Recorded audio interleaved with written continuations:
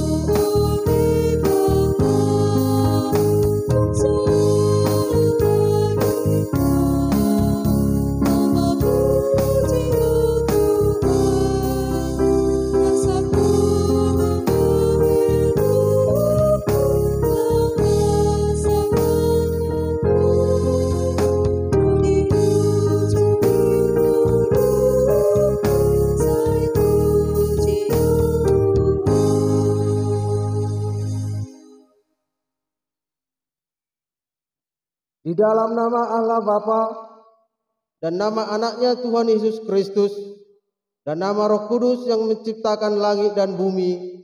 Amin. Tuhan itu baik. Ia adalah tempat pengungsian pada waktu kesusahan. Ia mengenal orang-orang yang berlindung kepadanya. Haleluya. Marilah kita berdoa. Ya Tuhan Allah yang Maha Kuasa, Bapa kami yang di surga, kami mengucapkan terima kasih kepadamu karena Engkau telah mengutus anakmu yang tunggal itu membebaskan kami dari kuasa iblis. Kami mohon kepadamu, peliharalah kami di dalam firman-Mu agar kami kuat pada waktu kesesakan dan penderitaan. Ampunilah dosa dan pelanggaran kami terhadap firman-Mu yang kudus. Bukalah hati kami dengan Roh-Mu yang kudus, dan terimalah kami masuk ke dalam hidup yang kekal, supaya di sana kami memuji nama-Mu sampai selama-lamanya. Di dalam Tuhan Yesus Kristus Tuhan kami. Amin. Epistel untuk kita pada ibadah keluarga malam ini diambil dari kitab Markus pasal yang ke-7, dimulai dari ayat 17 sampai 23. Maka tersiarlah kabar tentang Yesus di seluruh Yudea dan di seluruh daerah sekitarnya.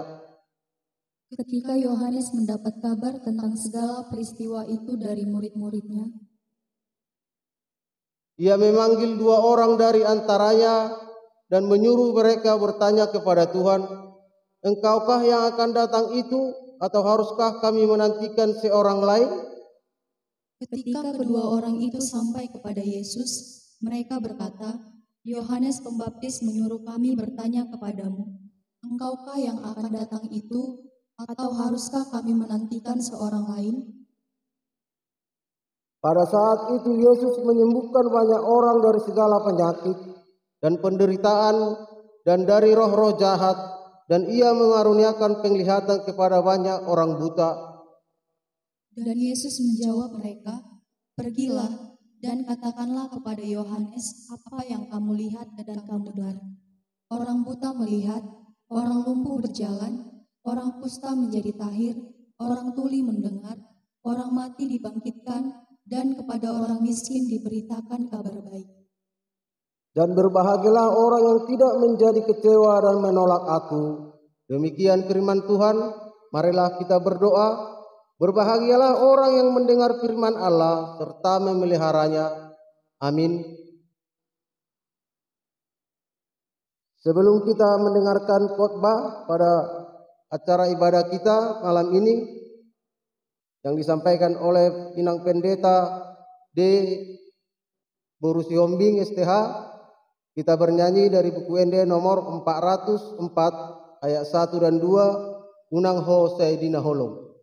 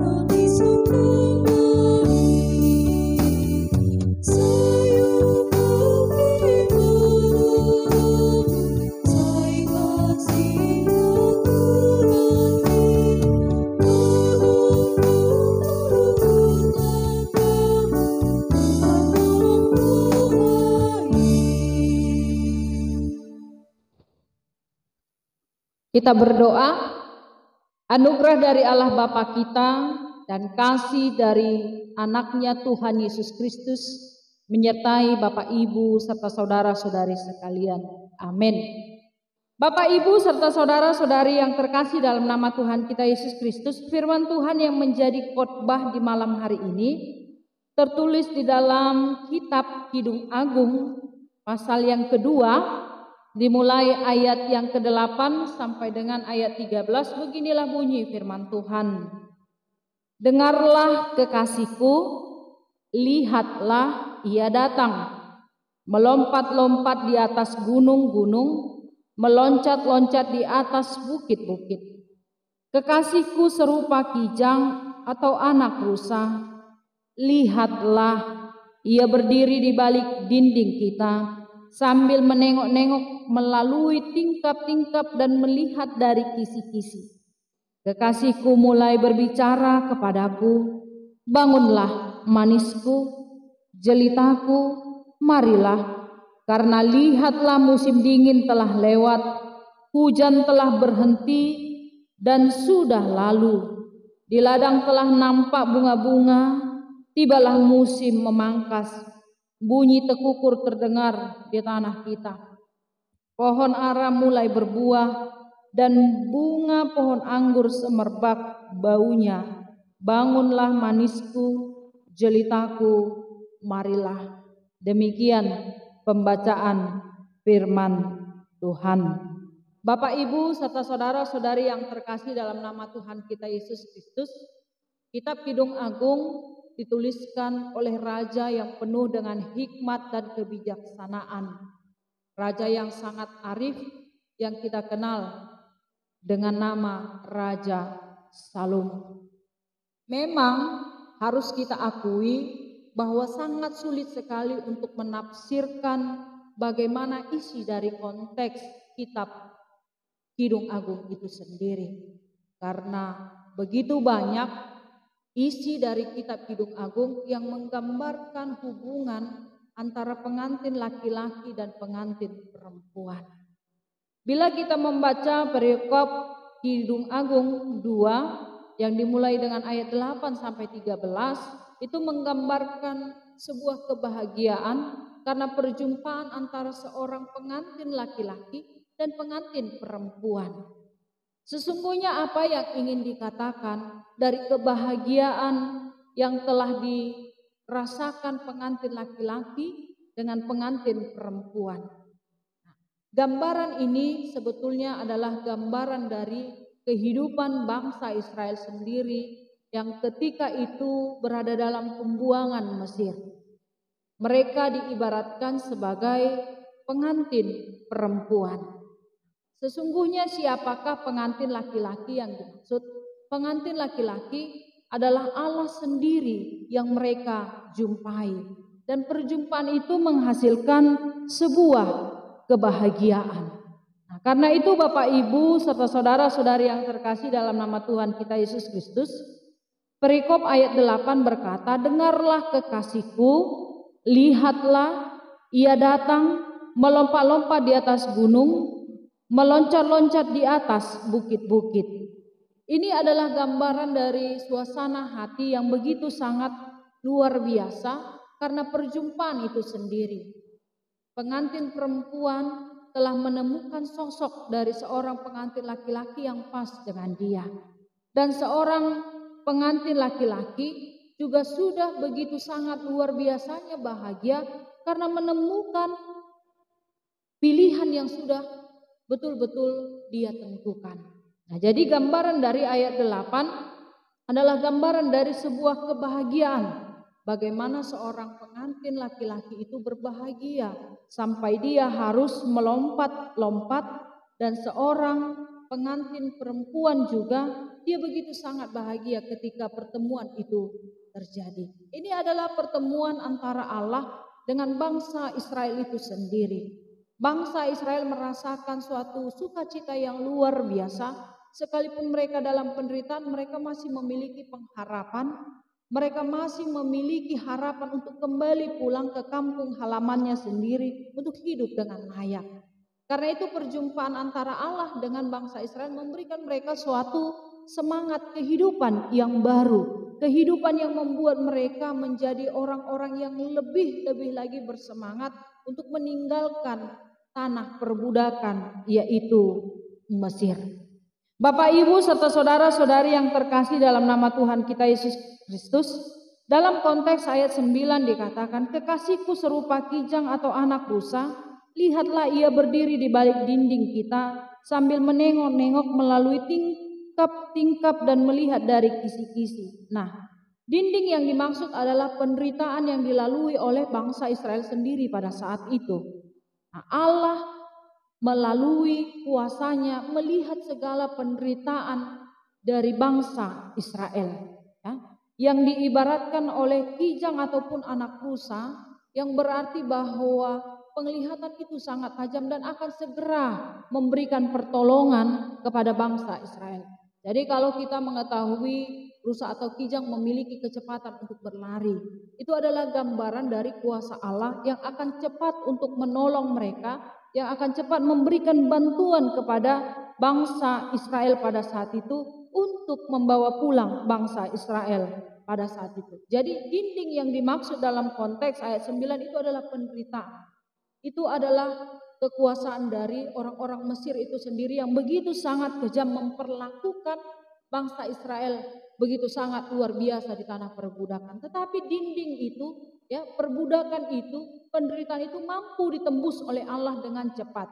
Itu makanya gambaran dari kijang ataupun rusa itu adalah gambaran dari kuasa Allah yang begitu akan cepat untuk menolong mereka. Jadi perjumpaan antara pengantin laki-laki dan perempuan itu adalah gambaran dari pertemuan antara bangsa Israel dengan Allah sendiri. Ketika Allah menolong bangsa Israel, ya, disitulah kebahagiaan, disitulah sukacita itu terjadi, disitulah bangsa Israel meloncat-loncat, disitulah mereka kegirangan.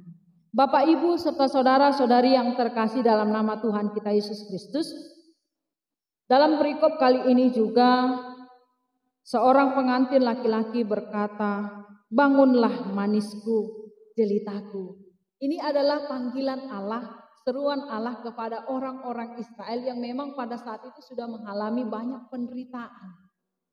Jadi Allah memberikan jawaban atas doa-doa orang Israel. Nah, ini adalah jawaban doa juga dari seorang pengantin perempuan bahwa selama ini dia menantikan seorang pengantin laki-laki untuk menjadi pasangan hidupnya. Jadi gambaran dari ayat 10 adalah gambaran dari jawaban doa bangsa Israel bahwa mereka sudah menemukan pengantin laki-lakinya, yaitu untuk membawa mereka keluar dari perbudakan. Kekasihku mulai berbicara kepadaku, bangunlah manisku, jelitaku, marilah. Jadi ini adalah seruan dari Allah kepada bangsa Israel yang sudah melalui banyak penderitaan untuk bangkit, ya, untuk kembali pulang ke tanah mereka sendiri. Artinya mereka tidak akan lagi menghadapi penderitaan. Mereka tidak akan lagi dibiarkan hidup dalam penderitaan itu sendiri. Bangsa Israel akan dibawa pulang ke tanah mereka sendiri, ke desa mereka sendiri. Dan mereka akan melakukan suatu pesta yang sangat-sangat luar biasa. Dan inilah yang dikatakan dalam konteks ayat 11, lihatlah musim dingin telah lewat, hujan telah berhenti dan sudah lalu. Artinya bahwa penderitaan itu, ya, yang diibaratkan musim dingin itu sudah berlalu. Dan semua penderitaan itu, ya, telah berhenti. Itulah dia dalam konteks ayat 11. Jadi penderitaan yang dialami oleh bangsa Israel itu sudah berlalu. Dalam konteks ayat 11 itu sudah dijawab oleh Tuhan. Kesakitan mereka, penderitaan mereka itu membuat mereka begitu sangat semangat karena pengantin laki-laki itu sudah akan memboyong mereka ke tanah yang akan mereka tempati, yaitu tanah kebahagiaan, karena di sana tidak akan ada lagi penderitaan, di sana tidak akan ada lagi kesusahan, di sana tidak akan ada lagi yang namanya kesakitan, karena musim dingin telah lewat, hujan telah berhenti, yang mengartikan bahwa penderitaan itu ternyata berlalu. Semua yang ada di isi hati bangsa Israel pada saat itu sudah diketahui oleh Tuhan. Karena memang topik minggu kita, Allah itu mengetahui apa yang ada di dalam hati kita. Jadi penderitaan yang dialami oleh bangsa Israel pada saat itu sudah diketahui oleh Allah. Dan semua sudah berlalu. Dan mereka akan memiliki kehidupan yang sangat-sangat indah ketika mereka keluar dari perbudakan. Dan ini tampak dalam konteks ayat 12 yang dikatakan kehidupan yang bahagia mereka terima itu adalah gambaran dari konteks ayat 12, yaitu di ladang telah tampak bunga-bunga. Nah, bagaimana gambaran ladang dengan bunga-bunga? Tentu sangat indah, tentu sangat-sangat menyejukkan, tentu sangat-sangat damai, yang sudah lama dirindukan oleh bangsa Israel, yaitu diibaratkan tadi pengantin perempuan yang sudah bertemu dengan pengantin laki-laki, dia akan dibawa ke satu kehidupan yang baru, yaitu tentu memulai hidup yang baru, berumah tangga, berbahagia. Dan ini jugalah konteks dalam ayat 12 yang diibaratkan dengan ladang yang penuh dengan bunga. Itu artinya adalah keindahan, kenyamanan, keelokan, kemolekan ada di sana. Nah, artinya bahwa penderitaan itu sudah akan berlalu dan mereka akan memulai kehidupan yang baru, kehidupan yang indah telah Tuhan siapkan ketika mereka sudah keluar nantinya dari pembuangan Mesir. Dan inilah konteks dalam ayat 12. Nah, selanjutnya juga tibalah musim memangkas, bunyi tekukur terdengar di tanah kita. Nah, artinya ketika Tuhan sudah membebaskan mereka dari pembuangan Mesir itu, mereka akan menuai, mereka akan memanen, mereka akan memangkas hasil dari pekerjaan mereka, dan itulah yang telah Tuhan sediakan. Artinya penderitaan yang di belakang yang sudah mereka lalui itu akan terlupakan begitu saja karena keindahan kehidupan yang sudah dibawa oleh pengantin laki-laki kepada pengantin perempuan. Artinya Tuhan sudah menyediakan segala sesuatunya bagi bangsa Israel pada saat itu. Nah, konteks inilah yang menjadi penyemangat bagi bangsa Israel itu sendiri bahwa mereka akan hidup berbahagia bersama dengan pengantin laki-laki. Mereka berbahagia hidup bersama dengan Allah itu sendiri. Bapak, Ibu, serta saudara-saudari yang terkasih dalam nama Tuhan kita Yesus Kristus, tidak hanya sampai di situ saja. Bahkan Allah sudah menyiapkan, ya, pohon ara mulai berbuah katanya dalam konteks 13. Dan bunga pohon anggur semerbak baunya. Bangunlah manisku, jelitaku, marilah. Nah, ini adalah konteks yang telah disiapkan Tuhan bagi bangsa Israel yang pada saat itu memang sudah mengalami penderitaan cukup berat. Tuhan mengangkat mereka. Nah, artinya bahwa keindahan itu akan mereka terima. Nah, layaknya bunga anggur, pohon anggur itu akan dinikmati mereka dan harumnya itu akan kemana-mana. Artinya kehidupan bangsa Israel itu enggak hanya mati sampai di pembuangan Mesir saja, tetapi nama mereka akan semerbak, akan harum, mewangi, dan itu akan mereka nikmati layaknya anggur yang begitu sangat disukai oleh banyak orang. Kita mengetahui bahwa anggur itu sangat manis, tidak ada anggur yang asam. Karena itu banyak orang yang menyukai rasa dari anggur. Ini adalah kehidupan yang sudah dijanjikan Tuhan karena mereka sudah bertemu dengan kebahagiaan itu sendiri. Bapak, Ibu, serta saudara-saudari yang terkasih dalam nama Tuhan kita Yesus Kristus, apa yang mau dikatakan dalam konteks kehidupan kita sehari-hari dengan khotbah itu sendiri?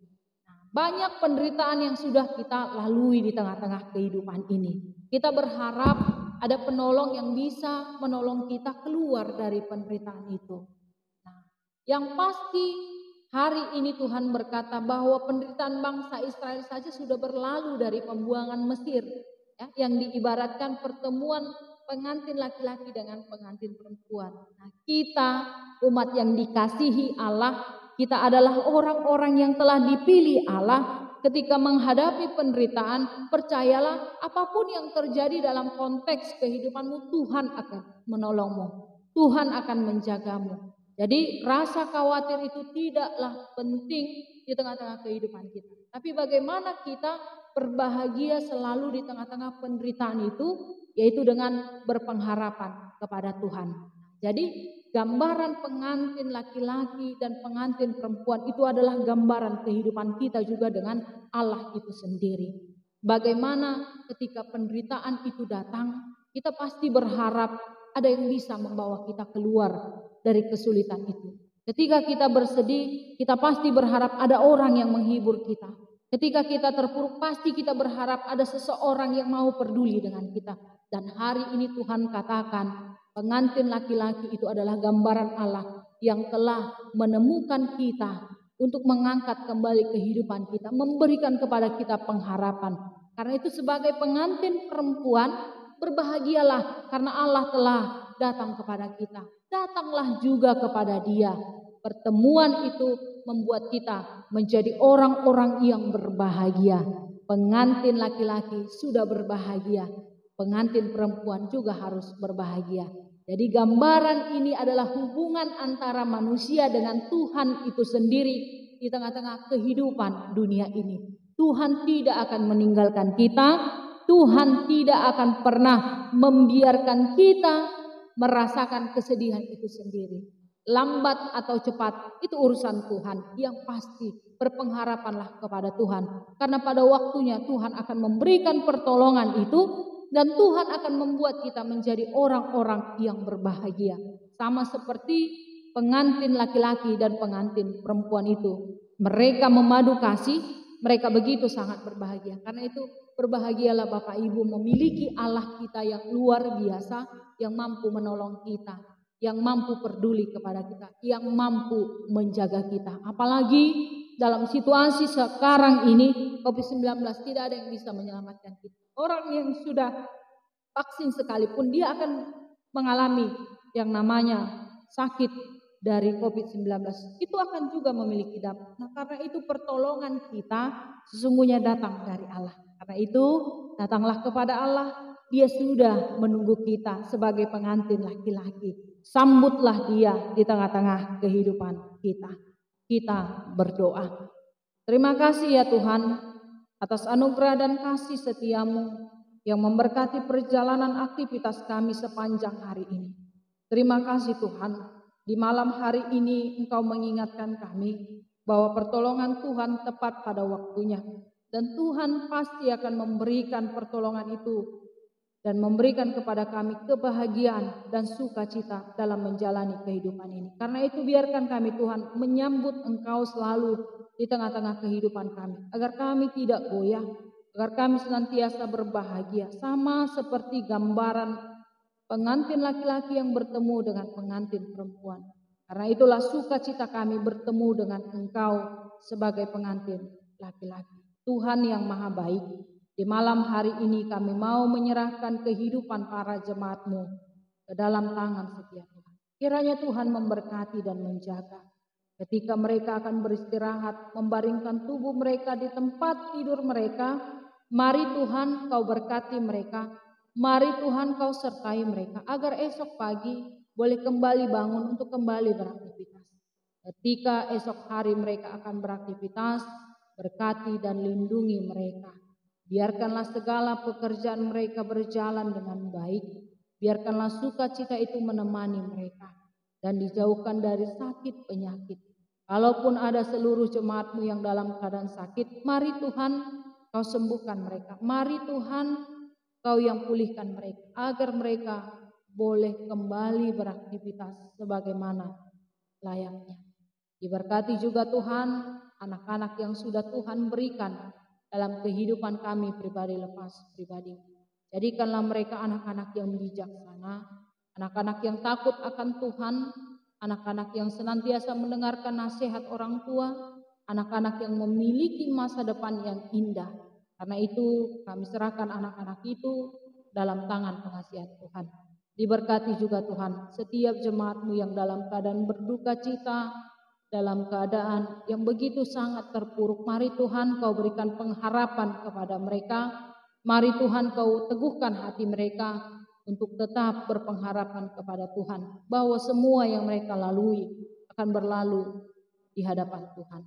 Tuhan yang maha baik, di atas itu semua kami juga mohon ampun untuk dosa pelanggaran kami, supaya tidak terhalang anugerah dan kasih setia Tuhan kepada kami. Inilah doa kami. Dengarlah dalam nama anak-Mu Tuhan Yesus Kristus Juru Selamat kami yang hidup. Amin. Kita bernyanyi dari buku Ende nomor 741 ayat 1 tambah 3, Nang rope haba habai. Dilanjutkan dengan doa syafaat.